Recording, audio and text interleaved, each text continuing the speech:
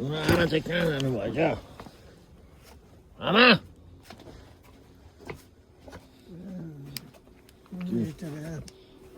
गोठमा तातो खानु ज्वरो आएको निको हुन्छ नि तातो छ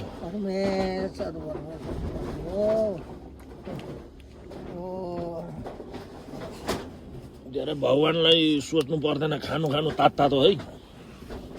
के ज्वरो आयो क्या हो रातभरि दम लगाएर त्यस्तो त छैन गरम हो नि लुगा सब फालेर त्यस्तो अनि गजाङ गुजुङ गरेर बसेको छ अनि त्यस्तो भइहाल्छ नि हो धेरै फोहोर भयो यार म एकचोटि सफा गरिदिन्छु एक दिन आएर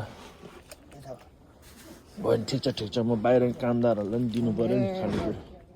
खानेकुरा होइन म त खान्न यहाँ डाइटिङमा बसेको छु कि 6 प्याक निकाल्नु पर्यो ठिक छ